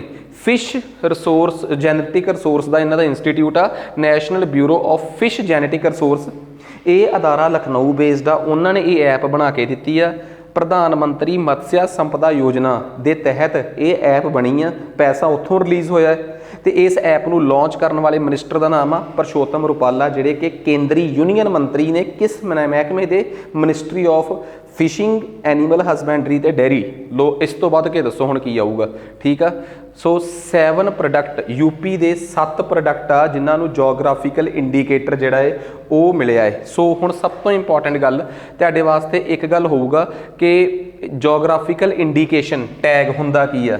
ਇਹ ਅਸਲ ਦੇ ਵਿੱਚ ਪਹਿਲਾਂ ਤਾਂ ਸਮਝੋ, ਅਸਲ 'ਚ ਭੂਗੋਲਿਕ ਸੰਕੇਤ ਚਿੰਨ੍ਹ ਹੁੰਦੇ ਕੀ ਆ, ਪਹਿਲਾਂ ਮੈਂ ਸਮਝਾ ਦਾਂ। ਦੇਖੋ ਇੱਕ ਗੱਲ ਕਲੀਅਰ ਆ, ਸਾਡੇ ਕੋਲ 2 ਪ੍ਰਕਾਰ ਦੀ ਜਾਇਦਾਦ ਆ। ਇੱਕ ਟੈਂਜੀਬਲ ਜਾਇਦਾਦ ਉਹ ਹੁੰਦੀ ਹੈ ਜਿਹਨੂੰ ਅਸੀਂ ਹੱਥ ਨਾਲ ਛੂਹ ਕਰ ਸਕਦੇ ਹਾਂ। ਮੇਰਾ ਪੈਨ, ਮੇਰਾ ਕੈਮਰਾ, ਮੇਰੀ ਫੋਨ, ਮੇਰੀ ਪੈਲੀ ਜ਼ਮੀਨ। ਨੌਨ ਟੈਂਜੀਬਲ ਜਿਹਨੂੰ ਆਪਾਂ ਛੂਹ ਨਹੀਂ ਸਕਦੇ, ਠੀਕ ਆ, ਜਿਹੜੀ ਮੇਰੀ ਬੌਧਿਕਤਾ 'ਚੋਂ ਆਈ ਆ, ਇੰਟਲੈਕਚੁਅਲਿਜ਼ਮ 'ਚੋਂ ਆਈ ਆ, ਉਹ ਵਾਲੀ ਜਾਇਦਾਦ ਜਿਹੜੀ ਆ ਉਹਨੂੰ ਇੰਟਲੈਕਚੁਅਲ ਪ੍ਰੋਪਰਟੀ ਕਹਿੰਦੇ ਆ। ਬੌਧਿਕ ਜਾਇਦਾਦ ਉਹ ਇਨਟੈਂਜੀਬਲ ਹੁੰਦੀ ਆ। ਉਦਾਹਰਨ ਦੇ ਤੌਰ 'ਤੇ ਮੈਂ ਕੋਈ ਨਵਾਂ ਲੇਖ ਲਿਖਿਆ, ਮੈਂ ਕੋਈ ਨਵਾਂ ਡਿਜ਼ਾਈਨ ਤਿਆਰ ਕਰ ਲਿਆ, ਮੈਂ ਕੋਈ ਬਿਜ਼ਨਸ ਨੂੰ ਪ੍ਰਮੋਟ ਕਰਨ ਦੀ ਨਵੀਂ ਸਟ੍ਰੈਟਜੀ ਬਣਾ ਲਈ, ਇਹ ਮੇਰੀ ਬੌਧਿਕ ਮਤਲਬ ਜਾਇਦਾਦ ਆ। ਇਹਨੂੰ ਕਹਿੰਦੇ ਇੰਟਲੈਕਚੁਅਲ ਪ੍ਰੋਪਰਟੀ। ਤੁਹਾਨੂੰ ਨਹੀਂ ਲੱਗਦਾ ਕਿ ਜਿਵੇਂ ਆਪਣੇ ਛੂਹੀ ਜਾਣ ਵਾਲੀ ਜਾਇਦਾਦ ਨੂੰ ਆਪਾਂ, ਜਿਹੜੀ ਜਾਇਦਾਦ ਨੂੰ ਆਪਾਂ ਛੂਹ ਸਕਦੇ ਹਾਂ, ਆਪਾਂ ਉਸ ਜਾਇਦਾਦ ਨੂੰ ਲੈ ਕੇ ਆਪਣੇ ਰਾਈਟਸ ਨੇ, ਤਾਂ ਬੌਧਿਕ ਜਾਇਦਾਦ ਨੂੰ ਲੈ ਕੇ ਵੀ ਆਪਣੇ ਹੱਕ ਹੋਣੇ ਚਾਹੀਦੇ ਆ। ਸੋ ਸਾਡੇ ਜਿਹੜੇ ਬੌਧਿਕ ਜਾਇਦਾਦ ਨੂੰ ਲੈ ਕੇ ਜਿਹੜੇ ਸਾਡੇ ਹੱਕ ਨੇ, ਠੀਕ ਆ, ਜਿਹੜੇ ਸਾਡੇ ਇਸ ਪ੍ਰੋਪਰਟੀ ਨੂੰ ਲੈ ਕੇ ਸਾਡੇ ਜਿਹੜੇ ਰਾਈਟਸ ਨੇ, ਅਸੀਂ ਉਹਨਾਂ ਰਾਈਟਸ ਨੂੰ ਲੈ ਕੇ ਅਵੇਅਰ ਕਿਉਂ ਨਹੀਂ? ਇਹਨਾਂ ਰਾਈਟਸ ਨੂੰ ਲੈ ਕੇ ਵਰਲਡ ਟ੍ਰੇਡ ਆਰਗੇਨਾਈਜੇਸ਼ਨ, ਵਿਸ਼ਵ ਵਪਾਰ ਸੰਗਠਨ ਨੇ ਇੱਕ ਸਮਝੌਤਾ ਕੀਤਾ ਸੀ। ਸਮਝੌਤੇ ਨੂੰ ਟ੍ਰਿਪਸ ਦਾ ਨਾਮ ਦਿੰਦੇ ਆ, ਟ੍ਰਿਪਸ ਸਮਝੌਤਾ। ਉਹਦੇ ਤਹਿਤ ਕਿਹਾ ਗਿਆ ਕਿ ਜੇ ਅੱਜ ਤੋਂ ਬਾਅਦ ਕੋਈ ਬੰਦਾ ਕੁਛ ਲਿਖੂਗਾ ਜਾਂ ਗਾਊਗਾ, ਉਹਨੂੰ ਲੈ ਕੇ ਉਹ ਆਪਣਾ ਕਾਪੀਰਾਈਟ ਕਰਵਾ ਸਕਦਾ ਹੈ। ਇਹ ਇੱਕ ਬੌਧਿਕ ਅਧਿਕਾਰ ਆ ਸਾਡਾ। ਜੇ ਉਹ ਬੰਦਾ ਕੋਈ ਨਵਾਂ ਡਿਜ਼ਾਈਨ ਤਿਆਰ ਕਰਦਾ ਹੈ ਕਾਰ ਦਾ, ਉਹਦੇ ਨੂੰ ਲੈ ਕੇ ਉਹ ਇੰਡਸਟਰੀਅਲ ਡਿਜ਼ਾਈਨ ਦੇ ਤਹਿਤ ਰਜਿਸਟ੍ਰੇਸ਼ਨ ਕਰਵਾ ਸਕਦਾ ਹੈ। ਜੇ ਕੋਈ ਆਪਣਾ ਲੋਗੋ ਵਗੈਰਾ ਬਣਾਉਂਦਾ ਹੈ, ਉਹਦਾ ਉਹ ਟ੍ਰੇਡਮਾਰਕ ਲੈ ਸਕਦਾ ਹੈ। ਜੇ ਕੋਈ ਚਾਹੁੰਦਾ ਹੈ ਕਿ ਇਹ ਚੀਜ਼ ਸਾਡੇ ਪਰਟੀਕੂਲਰ ਇਲਾਕੇ 'ਚ ਬਾਹਲੀ ਮਸ਼ਹੂਰ ਆ, ਠੀਕ ਆ, ਅਸੀਂ ਇਹਨੂੰ ਆਪਣੇ ਇਲਾਕੇ ਦੇ ਨਾਂ 'ਤੇ ਪ੍ਰਮੋਟ ਕਰਨਾ ਚਾਹੁੰਦੇ ਹਾਂ, ਉਸ ਚੀਜ਼ ਵਾਸਤੇ ਉਹ ਜੋਗਰਾਫੀਕਲ ਇੰਡੀਕੇਟਰ ਯਾਨੀ ਕਿ ਭੂਗੋਲਿਕ ਸੰਕੇਤ ਦਾ ਟੈਗ ਲੈ ਸਕਦਾ ਹੈ, ਰਜਿਸਟ੍ਰੇਸ਼ਨ ਕਰਵਾ ਸਕਦਾ ਹੈ। ਪਰ ਤੁਸੀਂ ਰਜਿਸਟ੍ਰੇਸ਼ਨ ਕਰਾਓਗੇ ਕਿੱਥੋਂ? ਟ੍ਰਿਪਸ ਦਾ ਸਮਝੌਤਾ ਪੂਰੀ ਦੁਨੀਆ ਨੇ ਸਾਈਨ ਕੀਤਾ ਤੇ ਸਾਰੇ ਦੇਸ਼ਾਂ ਨੇ ਆਪਸ 'ਚ ਇੱਕ ਦੂਜੇ ਨੂੰ ਵਾਅਦਾ ਕੀਤਾ ਕਿ ਅਸੀਂ ਆਪਣੇ ਦੇਸ਼ 'ਚ ਲੈ ਇਹਨਾਂ ਸਾਰੇ ਇੰਟਲੈਕਚੁਅਲ ਪ੍ਰੋਪਰਟੀਜ਼, ਬੌਧਿਕ ਅਧਿਕਾਰਾਂ ਨੂੰ ਲੈ ਕੇ ਕਾਨੂੰਨ ਬਣਾਵਾਂਗੇ। ਭਾਰਤ ਨੇ ਵੀ ਬਣਾਏ। ਪੇਟੈਂਟ ਨੂੰ ਲੈ ਕੇ ਇੰਡੀਆ 'ਚ ਪੇਟੈਂਟ ਐਕਟ ਆ, ਕਾਪੀਰਾਈਟ ਨੂੰ ਲੈ ਕੇ ਕਾਪੀਰਾਈਟ ਐਕਟ ਆ। ਜਿਹੜਾ ਜੋਗਰਾਫੀਕਲ ਇੰਡੀਕੇਟਰਸ ਨੇ, ਜੇ ਕੋਈ ਚੀਜ਼ ਕਿਸੇ ਇਲਾਕੇ ਦੇ ਨਾਂ 'ਤੇ ਮਸ਼ਹੂਰ ਆ, ਉਹਨੂੰ ਲੈ ਕੇ ਤੁਸੀਂ ਉਹਨੂੰ ਰਜਿਸਟਰੀ ਕਰਵਾ ਲਓ, ਫਿਰ ਉਹ ਉਸੇ ਨਾਮ ਨਾਲ ਜਾਣੀ ਜਾਊਗੀ। ਜ਼ਰੂਰੀ ਨਹੀਂ ਕਿ ਉਸ ਇਲਾਕੇ 'ਚ ਹੀ ਪੈਦਾ ਹੋਈ ਹੋਵੇ, ਬਸ ਉਸ ਇਲਾਕੇ ਦੇ ਨਾਂ 'ਤੇ ਮਸ਼ਹੂਰ ਹੋਵੇ। ਉਹਦਾ ਆਪਣੇ ਵਾਸਤੇ ਜੋਗਰਾਫੀਕਲ ਇੰਡੀਕੇਟਰ ਦਾ ਐਕਟ ਬਣਿਆ ਹੋਇਆ ਭਾਰਤ 'ਚ 1999 'ਚ। ਤੁਸੀਂ ਕਹੋਗੇ ਸਰ ਇਹ ਵੀ ਗੱਲ ਸਮਝ ਆ ਗਈ ਕਿ ਅਸਲ 'ਚ ਅੰਤਰਰਾਸ਼ਟਰੀ ਪੱਧਰ 'ਤੇ ਇਹਨੂੰ ਦੇਖਦੀ ਆ WTO। ਜਿਸ ਸਮਝੌਤੇ ਦੇ ਤਹਿਤ ਇਹ ਸਭ ਕੁਝ ਹੋਇਆ ਉਹਨੂੰ ਕਹਿੰਦੇ ਆ ਟ੍ਰਿਪਸ ਦਾ ਸਮਝੌਤਾ। ਇਹ ਚਾਹੇ ਜੋਗਰਾਫੀਕਲ ਇੰਡੀਕੇਟਰ ਆ, ਚਾਹੇ ਪੇਟੈਂਟ ਆ, ਚਾਹੇ ਕਾਪੀਰਾਈਟ ਆ, ਇਹਨਾਂ ਨੂੰ ਓਵਰਆਲ ਅਸੀਂ ਕਹਿੰਦੇ ਆ ਬੌਧਿਕ ਜਾਇਦਾਦ, ਇੰਟਲੈਕਚੁਅਲ ਪ੍ਰੋਪਰਟੀਜ਼। ਇਹਨਾਂ ਨੂੰ ਲੈ ਕੇ ਸਮਝੌਤਾ ਵੀ ਪਤਾ ਲੱਗ ਗਿਆ। ਭਾਰਤ 'ਚ ਪੇਟੈਂਟ ਨੂੰ ਲੈ ਕੇ ਐਕਟ ਬਣਿਆ। ਤੁਸੀਂ ਹੁਣ ਸਾਨੂੰ ਇਹ ਦੱਸੋ ਕਿ ਜੋਗਰਾਫੀਕਲ ਇੰਡੀਕੇਟਰ ਨੂੰ ਲੈ ਕੇ ਐਕਟ ਬਣਿਆ ਕਦੋਂ ਆ? ਪਹਿਲਾਂ ਮੈਂ ਦੱਸਦਾ ਕਿ ਉਹ ਕਿਹੜੀਆਂ ਚੀਜ਼ਾਂ ਹੈ। ਜਿਵੇਂ ਅਮਰੋਹਾ ਦਾ ਢੋਲਕ ਇੱਕ ਮਿਊਜ਼ਿਕ ਇੰਸਟਰੂਮੈਂਟ ਆ, ਮਹੋਬਾ ਦਾ ਗੌਰਾ ਪੱਥਰ, ਠੀਕ ਆ। ਸੋ ਮਨੀਪੁਰੀ ਤਰਕਸ਼ੀ, ਸੰਬਲ ਹੌਰਨ ਕਰਾਫਟ, ਇਹ ਕੁਛ ਚੀਜ਼ਾਂ ਨੇ ਜਿਹੜੀਆਂ ਇਸ ਟਾਈਮ ਉੱਥੋਂ ਯੂਪੀ 'ਚੋਂ ਇਹਨਾਂ ਨੂੰ ਇਹ ਟੈਗ ਮਿਲ ਗਿਆ। ਪੰਜਾਬ ਦੇ ਵਿੱਚ ਵੀ ਕਈ ਚੀਜ਼ਾਂ ਨੂੰ, ਜਿਵੇਂ ਪੰਜਾਬ ਦੀ ਫੁਲਕਾਰੀ ਨੂੰ ਟੈਗ ਮਿਲਿਆ ਹੋਇਆ। ਤੁਹਾਨੂੰ ਪਤਾ ਸਭ ਤੋਂ ਪਹਿਲਾਂ ਇੰਡੀਆ 'ਚ ਇਹ ਟੈਗ ਮਿਲਿਆ ਸੀ ਦਾਰਜਲਿੰਗ ਦੀ ਚਾਹ ਨੂੰ। ਪੇਪਰ 'ਚ ਪੁੱਛ ਲਿਆ ਜਾਂਦਾ ਹੈ। ਇਹ ਐਕਟ ਬਣਿਆ ਕਦੋਂ ਆ ਫਿਰ, ਜਿਹਦੇ ਤਹਿਤ ਇਹ ਟੈਗ ਮਿਲਦੇ ਆ? ਹੁਣ ਇੰਪੋਰਟੈਂਟ ਗੱਲ, ਜੋਗਰਾਫੀਕਲ ਇੰਡੀਕੇਟਰ ਯਾਨੀ ਕਿ ਭੂਗੋਲਿਕ ਸੰਕੇਤ ਉਹਨਾਂ 8 ਬੌਧਿਕ ਅਧਿਕਾਰਾਂ ਦੇ ਵਿੱਚੋਂ ਆ ਜਿਨ੍ਹਾਂ ਨੂੰ ਲੈ ਕੇ ਟ੍ਰਿਪਸ ਦਾ ਸਮਝੌਤਾ WTO ਦੇ ਅਧਿਅਕਸ਼ਤਾ ਦੇ ਵਿੱਚ ਹੋਇਆ ਸੀ। ਉਸੇ ਤਹਿਤ ਭਾਰਤ 'ਚ ਐਕਟ ਬਣਿਆ ਭੂਗੋਲਿਕ ਚਿੰਨ੍ਹਾਂ ਦਾ ਐਕਟ 1999, ਜੋਗਰਾਫੀਕਲ ਇੰਡੀਕੇਟਰ ਐਕਟ 1999। ਤੇ ਇਹਦੀ ਨਿਗਰਾਨੀ ਕਰਦਾ ਹੈ ਇੱਕ ਮਹਿਕਮਾ, controller general of patent, design, trademark. ਇਹ ਮਹਿਕਮੇ ਦਾ ਨਾਮ ਆ। ਇਹ ਕਿਹੜੇ ਡਿਪਾਰਟਮੈਂਟ ਦੇ ਅੰਡਰ ਆਉਂਦਾ ਹੈ? ਇਹ ਆਉਂਦਾ ਹੈ department of promotion of industry and internal trade. ਤੁਸੀਂ ਕਹੋਗੇ ਚਲੋ ਸਰ ਡਿਪਾਰਟਮੈਂਟ ਦਾ ਵੀ ਪਤਾ ਲੱਗ ਗਿਆ। ਜਿਹੜਾ ਅੰਦਰਲੇ ਪਾਸੇ ਆਫਿਸ ਆ ਉਹਦਾ ਨਾਮ ਆ ਕੰਟਰੋਲਰ ਜਨਰਲ, ਜਿਹੜਾ ਇਹ ਸਾਰਾ ਕੁਝ ਦੇਖਦਾ ਹੈ। ਇਹ ਕਿਹੜੇ ਡਿਪਾਰਟਮੈਂਟ ਦੇ ਅੰਦਰ ਆਉਂਦਾ? DPIIT।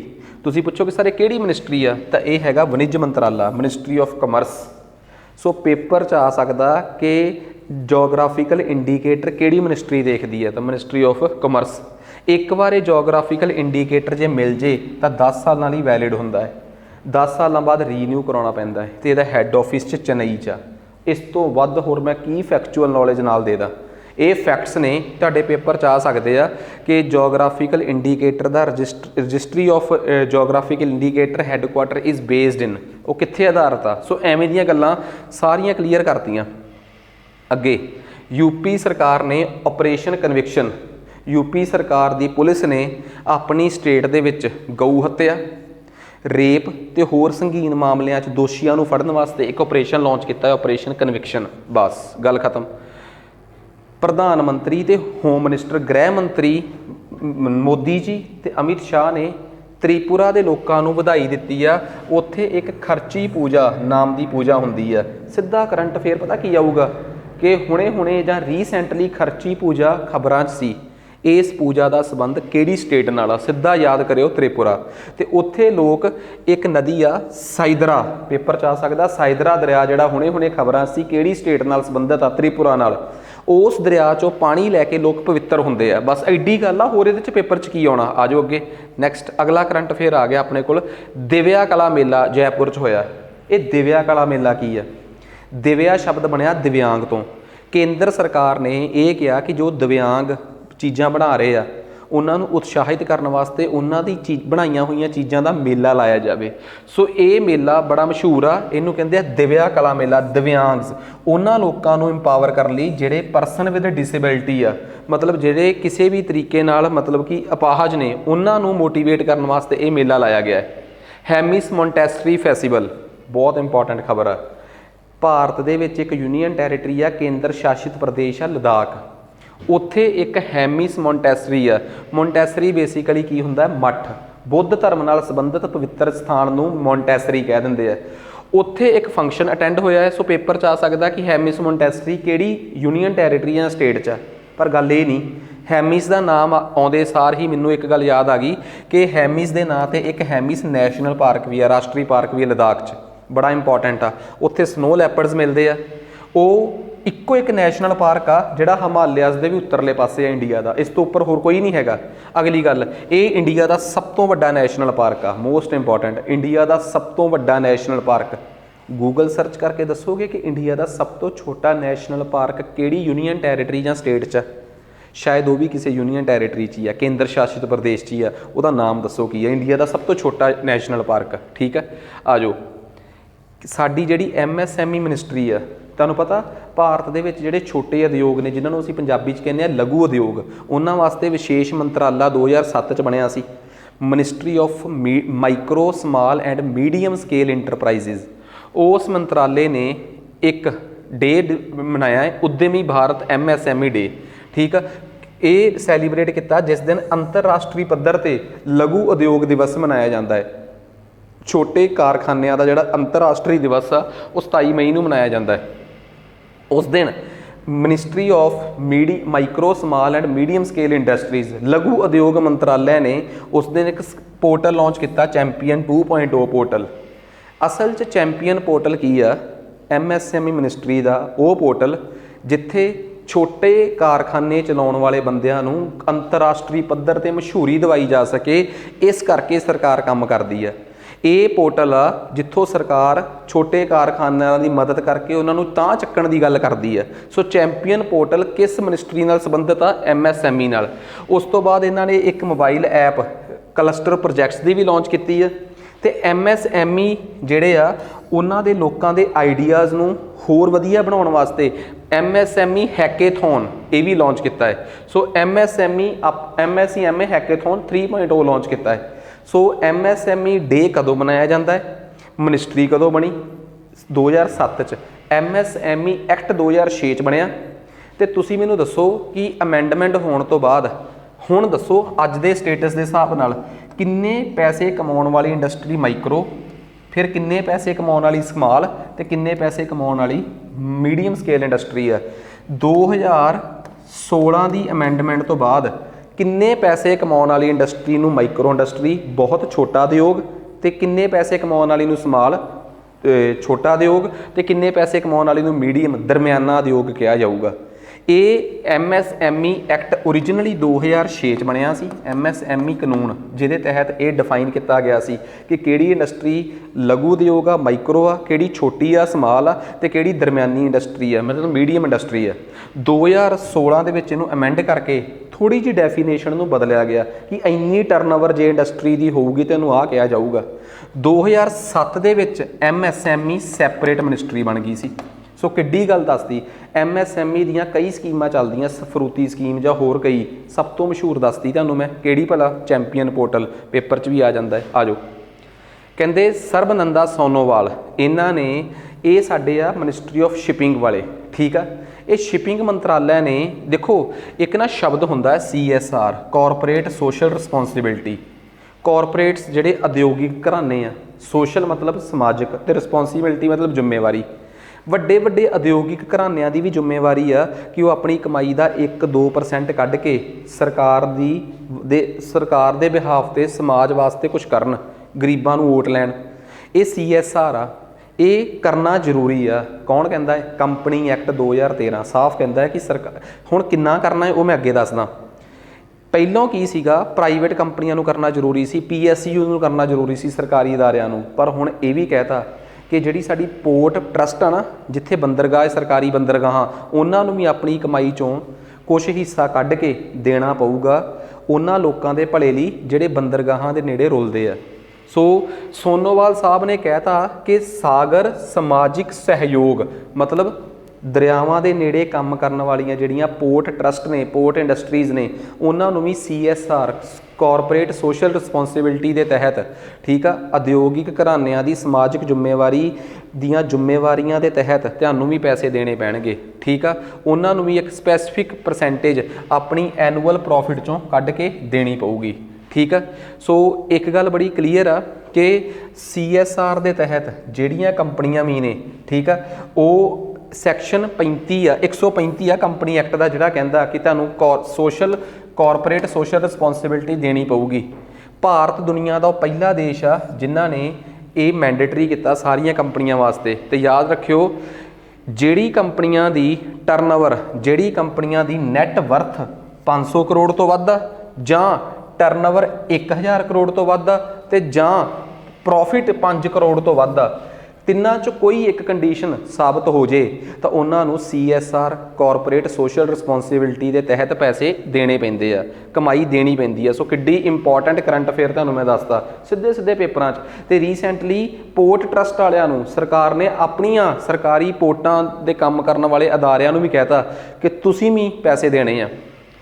ਪੇਪਰ ਬੇਸਡ ਕਪੈਸਟਰ ਸੁਣਿਆ? ਸਾਡੇ ਕਪੈਸਟਰ ਜਿਹੜੇ ਆਪਣੇ ਆਪ 'ਚ ਚਾਰਜ ਸਟੋਰ ਕਰ ਲੈਂਦੇ ਆ। ਸੋ ਇੱਕ ਬਹੁਤ ਤਗੜੀ ਖੋਜ ਹੋਈ ਆ, Gujarat energy research and management institute, Germany ਨੇ ਕੀਤੀ ਹੈ। ਇਹਨਾਂ ਨੇ ਇੱਕ ਬੜਾ ਤਗੜਾ ਬ੍ਰੇਕ ਥਰੂ ਹਾਸਲ ਕੀਤਾ ਹੈ ਜਦੋਂ ਇਹਨਾਂ ਨੇ ਸਮੁੰਦਰ 'ਚ ਪਾਏ ਜਾਣ ਵਾਲੇ ਸੀਵੀਡ ਤੋਂ ਇੱਕ ਬਾਇਓਡੀਗ੍ਰੇਡੇਬਲ ਕਪੈਸਟਰ ਬਣਾਇਆ ਹੈ ਜਿਹੜਾ ਆਪਣੇ ਅੰਦਰ એનર્ਜੀ ਨੂੰ ਸਟੋਰ ਕਰ ਸਕਦਾ। ਤਾਂ ਇਹ ਇੱਕ ਬੜੀ ਤਗੜੀ ਖੋਜ ਆ ਕਿ ਪੇਪਰ 'ਚ ਆ ਸਕਦਾ ਕਿ ਪੇਪਰ ਆਧਾਰਿਤ ਸੁਪਰ ਕਪੈਸਟਰ, એનર્ਜੀ ਆਪਣੇ ਅੰਦਰ ਊਰਜਾ ਨੂੰ ਸਟੋਰ ਕਰਕੇ ਰੱਖਣਾ, ਜਮਾ ਕੇ ਰੱਖਣਾ, ਇਹਦੇ ਵਾਸਤੇ ਹੁਣੇ ਜਿਹੜਾ ਮਤਲਬ ਕਿ ਇੱਕ ਕਪੈਸਟਰ ਬਣਿਆ ਹੈ ਉਹ ਕਿੱਥੋਂ ਬਣਿਆ ਹੈ? ਸੀਵੀਡ ਤੋਂ ਬਣਿਆ ਹੈ। ਬਣਾਉਣ ਵਾਲੀ ਇੰਡਸਟਰੀ ਦਾ ਨਾਮ ਕੀ ਆ? Journey researchers. ਇਹ ਗੁਜਰਾਤ ਬੇਸਡ ਇੱਕ ਇੰਡਸਟਰੀ ਆ। ਸੋ ਇੰਪੋਰਟੈਂਟ ਗੱਲ ਕਰਦੇ ਹਾਂ ਪੰਜਾਬ ਦੇ ਆਧਾਰਿਤ ਕਰੰਟ ਅਫੇਅਰਸ ਦੀ। ਟ੍ਰਿਬਿਊਨ ਕਹਿੰਦੀ ਆ ਕਿ ਪੰਜਾਬ ਦੇ ਵਿੱਚ ਜਿਹੜੇ ਪੰਜਾਬ ਦੇ ਫੂਡ ਸਪਲਾਈ ਮਿਨਿਸਟਰ ਨੇ, ਡਿਪਾਰਟਮੈਂਟ ਦੇਖ ਰਹੇ ਆ, ਕਾਟਕੂ ਚੱਕ ਜੀ, ਮੈਨੂੰ ਨਾਮ ਭੁੱਲ ਗਿਆ ਉਹਨਾਂ ਦਾ, ਠੀਕ ਆ, ਥੋੜ੍ਹੇ ਜਿਹੇ ਕੰਟਰੋਵਰਸੀ 'ਚ ਵੀ ਨੇ। ਤੇ ਪੰਜਾਬ ਦੇ ਮੁੱਖ ਮੰਤਰੀ ਭਗਵੰਤ ਮਾਨ ਜੀ ਸਾਫ਼ ਕਹਿ ਰਹੇ ਆ ਕਿ ਅਸੀਂ ਇੰਨੇ ਲੱਖ ਬੰਦਿਆਂ ਦੇ 2.86 ਲੱਖ ਬੰਦਿਆਂ ਦੇ ਰਾਸ਼ਨ ਕਾਰਡ ਜਿਹੜੇ ਆ ਇਨਐਲੀਜੀਬਲ ਕਰਤੇ ਆ। ਤੇ ਮੈਂ ਹੋਰ ਖਬਰ ਸੁਣ ਰਿਹਾ ਸੀ ਸ਼ਾਇਦ ਸਭ ਦੇ ਰਾਸ਼ਨ ਕਾਰਡ ਦੁਬਾਰਾ ਬਣਨਗੇ, ਕਿ ਗੜਬੜੀ ਕਹਿੰਦੇ ਇੰਨੀ ਹੈ, ਸਾਨੂੰ ਤਾਂ ਇੰਨੇ ਲੱਭੇ ਆ। ਸੋ ਖਬਰ ਆ ਗਈ। ਤੋ ਹੁਣ ਮੈਂ ਤੁਹਾਨੂੰ ਦੱਸਣਾ ਕਿ ਪਹਿਲਾਂ ਇਹ ਰਾਸ਼ਨ ਕਾਰਡ ਨੀਲੇ ਕਾਰਡ ਵਗੈਰਾ ਦੇ ਤੌਰ 'ਤੇ ਜਾਣੇ ਜਾਂਦੇ ਸੀ। ਤੇ ਉਸ ਤੋਂ ਬਾਅਦ ਭਾਰਤ ਸਰਕਾਰ ਨੇ ਜੂਨ 2020 ਦੇ ਵਿੱਚ ਜਦੋਂ ਕਰੋਨਾ ਸੀ ਉਸ ਵੇਲੇ one nation one ration card ਨਾਮ ਦੀ ਸਕੀਮ ਚਲਾਈ ਤੇ ਸਾਰੀਆਂ ਸਟੇਟਾਂ ਨੂੰ ਸਮਾਰਟ ਰਾਸ਼ਨ ਕਾਰਡ ਬਣਾਉਣ ਦੀ ਕਿਹਾ ਤੇ ਇਸ ਸਕੀਮ ਨੂੰ ਅਡਾਪਟ ਕਰਨ ਵਾਸਤੇ ਕਹਿਤਾ। ਇਹ ਫੈਸਲਾ ਉਸ ਵੇਲੇ ਦੇ ਜਿਹੜੇ food ministry of consumer affair ਦੇ ਮੰਤਰੀ ਸੀ ਰਾਮ ਵਿਲਾਸ ਪਾਸਵਾਨ, ਹੁਣ ਨਹੀਂ ਰਹੇ, ਠੀਕ ਆ, ਉਹਨਾਂ ਨੇ ਕੀਤਾ। ਸੋ ਇਹ ਇੱਕ ਸੈਂਟਰਲ ਸਪੋਂਸਰਡ ਸਕੀਮ ਸੀਗੀ ਜਿਹਦੇ ਤਹਿਤ ਕੇਂਦਰ ਤੇ ਸੂਬੇ ਮਿਲ ਕੇ ਪੈਸੇ ਪਾਉਣਗੇ ਤੇ one nation one ration card ਦਾ ਕਨਸੈਪਟ ਚੱਲੂਗਾ ਕਿ ਇੱਕ ਜਗ੍ਹਾ ਤੋਂ ਜੇ ਕੋਈ ਰਾਸ਼ਨ ਕਾਰਡ ਬਣਿਆ ਤਾਂ ਦੂਜੀ ਜਗ੍ਹਾ ਤੇ ਚੱਲ ਸਕੇ। ਸੋ ਇਹ ਬਹੁਤ ਇੰਪੋਰਟੈਂਟ ਆ। ਇਹਦੇ ਨਾਲ ਕੀ ਆ, ਜਿਹੜਾ ਤੁਹਾਡਾ ਪੀਡੀਐਸ ਸਿਸਟਮ ਆ, ਪਬਲਿਕ ਡਿਸਟ੍ਰੀਬਿਊਸ਼ਨ ਸਿਸਟਮ ਆ, ਲੋਕਾਂ ਨੂੰ ਅਨਾਜ ਵੰਡਣ ਵਾਲੀ ਪ੍ਰਣਾਲੀ ਆ, ਉਹ ਸਮੂਥ ਹੋ ਜਾਂਦੀ ਆ। ਉਹਦੇ 'ਚ ਨਾ ਕਮੀਆਂ ਨਹੀਂ ਰਹਿੰਦੀਆਂ, ਕੋਈ ਵੀ ਬਿਨਾਂ ਵਜ੍ਹਾ ਤੋਂ ਰਾਸ਼ਨ ਕਾਰਡ ਨਹੀਂ ਬਣਾ ਸਕਦਾ ਫਿਰ, ਠੀਕ ਆ। ਸੋ 2021 'ਚ ਪੰਜਾਬ 13ਵਾਂ ਸੂਬਾ ਸੀਗਾ ਜਿਨੇ one nation one card scheme ਨੂੰ ਅਡੋਪਟ ਕੀਤਾ, ਤੇ ਸਭ ਤੋਂ ਲਾਸਟ 'ਚ ਅਸਾਮ ਨੇ ਇਸ ਸਕੀਮ ਨੂੰ ਅਡੋਪਟ ਕੀਤਾ। ਹੁਣ 36 ਦੇ 36 28 ਸਟੇਟਾਂ ਤੇ 8 ਯੂਨੀਅਨ ਟੈਰੀਟਰੀਜ਼ ਸਭ ਨੇ ਇਸ ਸਕੀਮ ਨੂੰ ਅਡੋਪਟ ਕਰ ਲਿਆ ਹੈ, one nation one ration card. ਸੋ ਇੰਪੋਰਟੈਂਟ ਗੱਲ ਸਮਝਾਤੀ ਤੁਹਾਨੂੰ, ਪੇਪਰ 'ਚ ਕੀ ਆ ਸਕਦਾ ਹੈ। ਪੰਜਾਬ ਸਰਕਾਰ ਨੇ ਪਰਲ ਗਰੁੱਪ, ਜਿਹੜੀ ਕਿ ਇੱਕ ਚਿੱਟ ਫੰਡ ਕੰਪਨੀ ਸੀ, ਦੁੱਗਣੇ ਕਰਨ ਦੇ ਪੈਸੇ ਲਾਲਚ ਦੇ ਕੇ, ਜਿਨ੍ਹਾਂ ਤੋਂ ਲੋਕਾਂ ਤੋਂ, ਬੜੇ ਗਰੀਬ ਲੋਕਾਂ ਤੋਂ ਪੈਸਾ ਲਿਆ ਗਿਆ, ਉਹਦੀ ਜਾਇਦਾਦ ਨੂੰ ਵੇਚਣ ਵਾਸਤੇ ਪੰਜਾਬ ਸਰਕਾਰ ਨੇ ਫੈਸਲਾ ਕਰ ਲਿਆ ਹੈ। ਸਭ ਤੋਂ ਵੱਡੀ ਗੱਲ, ਇਹ ਚਿੱਟ ਫੰਡ ਹੁੰਦੇ ਕੀ ਹੈ? ਭਾਰਤ ਦੇ ਵਿੱਚ ਚਿੱਟ ਫੰਡ ਨੂੰ ਲੈ ਕੇ ਐਕਟ ਆ 1982 'ਚ। ਇਹ ਐਕਟ ਪਾਰਲੀਮੈਂਟ ਨੇ ਬਣਾਇਆ ਹੈ, ਯਾਦ ਰੱਖਿਓ, ਚਿੱਟ ਫੰਡਸ ਨੂੰ ਲੈ ਕੇ ਐਕਟ ਪਾਰਲੀਮੈਂਟ ਨੇ ਬਣਾਇਆ ਹੈ, ਪਰ ਇਹਨੂੰ ਲਾਗੂ ਕਰਨ ਦੀ ਜ਼ਿੰਮੇਵਾਰੀ ਸੂਬਾ ਸਰਕਾਰਾਂ ਦੀ ਹੈ, ਠੀਕ ਆ। ਚਿੱਟ ਫੰਡ ਕੀ ਹੁੰਦਾ? ਤੁਸੀਂ ਇਕੱਠੇ ਇੱਕ ਪੂਲ ਦੇ ਵਿੱਚ ਪੈਸੇ ਪਾਉਂਦੇ ਹੋ ਤੇ ਫਿਰ ਤੁਸੀਂ ਉਹ ਕਿਸੇ ਇੱਕ ਨੂੰ ਜ਼ਿੰਮੇਵਾਰੀ ਦੇ ਦਿੰਦੇ ਹੋ, ਫਿਰ ਉਹ ਤੁਹਾਡੇ ਪੈਸੇ ਇਨਵੈਸਟ ਕਰਕੇ ਉਹਨੂੰ ਡਬਲ ਕਰਨ ਦੀ ਗੱਲ ਕਰਦਾ ਹੈ। ਅੰਤਰਰਾਸ਼ਟਰੀ ਪੱਧਰ ਤੇ ਇਸ ਕਨਸੈਪਟ ਨੂੰ ਕਹਿੰਦੇ ਆ rotating saving and credit associations, ਜਿਨ੍ਹਾਂ ਨੂੰ ਆਪਾਂ ਸ਼ਹਿਰਾਂ 'ਚ ਰਹਿਣ ਵਾਲੀਆਂ ਲੇਡੀਜ਼ ਦੇ ਮਾਮਲੇ 'ਚ ਜਾਂ ਪਿੰਡਾਂ ਦੇ ਵਿੱਚ ਜਿਹੜੀਆਂ ਲੇਡੀਜ਼ ਉਹ ਕਹਿੰਦੀਆਂ ਨਹੀਂ ਕਮੇਟੀ ਪਾ ਕੇ ਆਏ ਆ, ਤੇ ਸ਼ਹਿਰਾਂ ਦੇ ਵਿੱਚ ਲੇਡੀਜ਼, ਮੈਨੂੰ ਕੀ ਪਤਾ ਨਹੀਂ ਯਾਦ ਆ ਰਿਹਾ ਕਿ ਕੀ ਕਹਿੰਦੇ, ਉੱਥੇ ਕਮੇਟੀ ਨਹੀਂ ਕਹਿੰਦੇ, ਕਿੱਟੀ ਪਾ ਕੇ ਆਏ ਆ। ਤੇ ਫਿਰ ਇੱਕ ਜਣਾ ਉਸ ਪੈਸੇ ਨੂੰ ਯੂਜ਼ ਕਰਦਾ ਹੈ ਬਾਕੀਆਂ ਦੀ ਪਰਮਿਸ਼ਨ ਨਾਲ, ਫਿਰ ਦੂਜਾ ਯੂਜ਼ ਕਰਦਾ ਹੈ, ਤਾਂ ਬਲਕ ਦੇ ਵਿੱਚ ਪੈਸੇ ਇੱਕ ਜਾਣੇ ਨੂੰ ਮਿਲ ਜਾਂਦੇ। ਉਵੇਂ ਦਾ ਹੀ ਇੰਡੀਆ ਦਾ ਮਾਡਲ ਆ ਚਿੱਟ ਫੰਡ। ਪਰ ਇੰਡੀਆ ਦੇ ਵਿੱਚ ਚਿੱਟ ਫੰਡ ਨੂੰ ਲੈ ਕੇ ਐਕਟ ਵੀ ਦੱਸਤਾ ਤੇ ਦੱਸ ਵੀ ਦਿੱਤਾ ਕਿ ਸੂਬਾ ਸਰਕਾਰਾਂ ਹੀ ਇਹਦੇ ਤੇ ਨਿਯੰਤਰਣ ਰੱਖਦੀਆਂ। ਪਰ ਪ੍ਰੋਬਲਮ ਇਹ ਆ ਕਿ ਭਾਰਤ 'ਚ 3 ਪ੍ਰਕਾਰ ਦੇ ਚਿੱਟ ਫੰਡ ਆ, ਇਹ ਤੀਸਰੇ ਪ੍ਰਕਾਰ ਦਾ ਸੀ ਤਾਂ ਘਪਲਾ ਹੋ ਗਿਆ। ਪਹਿਲੇ ਪ੍ਰਕਾਰ ਦੇ ਉਹ ਜਿਹੜੇ ਸਰਕਾਰ ਆਪ ਚਲਾਉਂਦੀ ਆ, ਮੀਨਸ ਜਦੋਂ ਕਈ ਵਾਰੀ ਸਰਕਾਰਾਂ ਨੂੰ ਆਪਣੇ ਕਿਸੇ ਸਰਕਾਰੀ ਫਰਮ ਵਾਸਤੇ ਪੈਸੇ ਚਾਹੀਦੇ ਆ ਤਾਂ ਸਰਕਾਰ ਵੀ ਚਿੱਟ ਫੰਡ ਦੇ ਤਹਿਤ ਪੈਸੇ ਇਕੱਠੇ ਕਰਦੀ ਹੈ, ਪਰ ਉਹ 'ਚ ਖਤਰਾ ਨਹੀਂ ਹੁੰਦਾ ਕਿਉਂਕਿ ਬੈਕ ਤੇ ਸਰਕਾਰ ਖੜੀ ਹੈ। ਇੱਕ ਉਹ ਹੁੰਦੇ ਜਿਹੜੇ ਕਰਦੇ ਤਾਂ ਪ੍ਰਾਈਵੇਟ ਆ ਪਰ ਉਹ ਰਜਿਸਟਰਡ ਹੁੰਦੇ ਆ 1982 ਦੇ ਐਕਟ ਦੇ ਤਹਿਤ, ਉੱਥੇ ਰਿਸਕ ਜ਼ਰੂਰ ਹੁੰਦਾ ਹੈ ਪਰ ਫਿਰ ਵੀ ਸਰਕਾਰ ਦਾ ਕਾਨੂੰਨ ਹੁੰਦਾ ਹੈ, ਇਸ ਕਰਕੇ ਉਹ ਬਚ ਨਹੀਂ ਸਕਦੇ, ਇਸ ਕਰਕੇ ਇਹਦੇ 'ਚ ਘੱਟ ਰਿਸਕ। ਤੇ ਸਭ ਤੋਂ ਵੱਧ ਖਤਰਨਾਕ ਹੁੰਦੇ ਅਨਰਜਿਸਟਰਡ ਚਿੱਟ ਫੰਡ, ਜਿਹੜੇ ਆਪਾਂ ਆਮ ਕਿਸੇ ਦੀਆਂ ਗੱਲਾਂ 'ਚ ਆ ਕੇ ਕਿਸੇ ਨੂੰ ਵੀ ਕਹਿ ਦਿੰਦੇ ਆ ਕਿ ਮੇਰਾ 40 ਲੱਖ ਚੱਕ ਦੁੱਗਣਾ ਕਰ ਦੇ, ਮੇਰਾ 20 ਲੱਖ ਚੱਕ ਦੁੱਗਣਾ ਕਰ ਦੇ। ਸੋ ਉਹ ਅਨਰਜਿਸਟਰਡ ਚਿੱਟ ਫੰਡ ਨੇ, ਇਹਨਾਂ ਤੋਂ ਬਚਣਾ ਚਾਹੀਦਾ। ਤੇ ਸਭ ਤੋਂ ਵੱਧ ਅਟਰੈਕਟਿਵ, ਆਕਰਸ਼ਿਤ ਵੀ ਇਹੀ ਹੁੰਦੇ ਆ। ਸੋ ਇਹ ਕਰੰਟ ਅਫੇਅਰ ਸੀ। ਅੱਗੇ ਆ ਗਿਆ ਰਣਜੀਤ ਸਿੰਘ ਦੀ ਡੈਥ ਐਨਵਰਸਰੀ, 184ਵੀਂ ਡੈਥ ਐਨਵਰਸਰੀ ਬਦਰੁੱਖਾਂ ਮਨਾਈ ਗਈ, ਜਿਹੜਾ ਕਿ ਇਹਦੇ ਨਾਨਕਿਆਂ ਦਾ ਪਿੰਡ ਆ। ਇੱਥੇ ਉਦਘਾਟਨ ਕੀਤਾ ਕੈਬਨਿਟ ਰੈਂਕ ਦੇ ਮੰਤਰੀ ਨੇ ਅਮਨ ਅਰੋੜਾ ਜੀ। ਗੱਲ ਕੀ ਆ, ਸਮੇਂ ਦੀਆਂ ਸਰਕਾਰਾਂ ਇਹ ਮੰਨਦੀਆਂ ਰਹੀਆਂ ਕਿ ਰਣਜੀਤ ਸਿੰਘ ਦਾ ਜਨਮ ਵੀ ਬਦਰੁੱਖਾਂ ਸੰਗਰੂਰ ਜ਼ਿਲ੍ਹੇ ਦਾ ਹੈ, ਪਰ ਇਤਿਹਾਸਕਾਰ ਇਸ ਗੱਲ ਨੂੰ ਅੱਜ ਤੱਕ ਡਿਨਾਈ ਕਰਦੇ ਰਹੇ ਆ ਕਿ ਉਹਨਾਂ ਦਾ ਜਨਮ ਪਾਕਿਸਤਾਨ ਦੇ ਗੁਜਰਾਂਵਾਲਾ ਦਾ ਹੀ ਹੈ। ਪਰ ਹਾਂ ਇਹ ਜ਼ਰੂਰ ਸਾਰੇ ਮੰਨਦੇ ਆ ਕਿ ਉਹਨਾਂ ਦੀ ਮਦਰ ਰਾਜ ਕੌਰ, ਜੀਂਦ ਦੇ ਰਾਜੇ ਦੀ ਜਿਹੜੀ ਧੀ ਸੀਗੀ, ਜਿਨ੍ਹਾਂ ਨੂੰ ਆਪਾਂ ਮਾਈ ਮਲਵੈਣ ਵੀ ਕਹਿੰਦੇ ਆ, ਠੀਕ ਆ, ਫੁਲਕੀਆਂ ਮਿਸਲ ਦੇ ਨਾਲ ਜਿਨ੍ਹਾਂ ਦਾ ਸੰਬੰਧ ਰਿਹਾ ਹੈ, ਉਹ ਜ਼ਰੂਰ ਇਸ ਪਿੰਡ ਦੇ ਸੀ। ਪਰ ਰਣਜੀਤ ਸਿੰਘ ਦਾ ਜਨਮ ਇਸ ਪਿੰਡ ਦਾ ਨਹੀਂ ਗਾ, ਠੀਕ ਆ, ਉਹਨਾਂ ਦਾ ਜਨਮ ਗੁਜਰਾਂਵਾਲਾ ਦਾ ਹੀ ਆ। ਖੈਰ ਕਿੱਡੇ ਇੰਪੋਰਟੈਂਟ ਕਨਸੈਪਟ ਨੇ, ਕਰੰਟ ਅਫੇਅਰ ਸਭ ਕੁਝ ਕਵਰ ਹੋ ਜਾਂਦਾ ਹੈ। ਕੋਈ ਵੀ ਸਾਡੇ PSSB Punjab police vigilance senior ਸਹਾਇਕ ਤੱਕ ਦੇ ਕੋਰਸ 'ਚ ਇਨਰੋਲ ਹੋਣਾ ਚਾਹੁੰਦਾ ਹੈ ਜਾਂ PCS ਪ੍ਰੀ ਤੱਕ ਦੇ, ਜਿਵੇਂ ਦਾ ਨੈਪ ਦਾ ਲੈਵਲ ਆਇਆ ਉਵੇਂ ਦੇ ਕੋਰਸ 'ਚ ਇਨਰੋਲ ਹੋਣਾ ਚਾਹੁੰਦਾ ਹੈ, ਇਹਨਾਂ ਦੋਵਾਂ ਕੋਰਸ 'ਚ ਜਿੰਨੀ ਜਲਦੀ ਇਨਰੋਲਮੈਂਟ ਕਰਾ ਲਓਗੇ ਉਨਾ ਜਲਦੀ ਆਫਰ। ਕੱਲ੍ਹ ਨੂੰ ਇਹ ਨਾ ਹੋਵੇ ਕਿ ਵਧੀ ਹੋਈ ਫੀਸ ਨਾਲ ਤੁਹਾਨੂੰ ਇਨਰੋਲ ਕਰਾਉਣਾ ਪਵੇ। ਪਰ ਇੱਕ ਸਲਾਹ ਹੈ ਕਿ ਇਹਦੇ 'ਚ ਜਦੋਂ ਔਨਲਾਈਨ ਕਲਾਸਾਂ ਸ਼ੁਰੂ ਹੋਈਆਂ ਤਾਂ ਲਾਈਵ ਕੰਟੈਂਟ ਵੀ ਨਾਲ ਐਡ ਹੋਊਗਾ। ਕੋਰਸ ਦੇ ਵਿੱਚ ਹਾਰਡ ਕਾਪੀਜ਼ ਇਨਕਲੂਡਡ ਨੇ। ਤੁਸੀਂ 80 544 00797 77078 00072 ਇਹ ਨੰਬਰ ਤੇ ਕਾਲ ਕਰਕੇ ਕਰ ਸਕਦੇ ਹੋ। ਮਾਸਟਰ ਕਲਾਸਿਸ ਪਟਿਆਲਾ ਦੀ ਐਂਡਰੋਇਡ ਤੇ ਆਈਫੋਨ ਤੇ ਐਪ ਵੀ ਆ। ਆਈਫੋਨ ਤੇ ਸ਼ਾਇਦ ਐਪ ਦਾ ਨਾਮ ਮਾਈ ਇੰਸਟੀਟਿਊਟ ਆ ਤੇ ਕੋਡ ਹੈਗਾ ਹੈ MVWOG, ਤੇ ਆਈਫੋਨ ਐਂਡਰੋਇਡ ਤੇ ਮਾਸਟਰ ਕਲਾਸਿਸ ਪਟਿਆਲਾ। ਬਾਕੀ ਨਹੀਂ ਸਮਝ ਆਊਗੀ ਤਾਂ ਇਸ ਨੰਬਰ ਤੇ ਕਾਲ ਕਰੋ ਤੇ ਕੋਈ ਵੀ ਡਾਊਟ ਪੁੱਛ ਲਓ। ਅੱਜ ਲਈ ਇੰਨਾ ਹੀ ਬਹੁਤ ਆ, ਧੰਨਵਾਦ।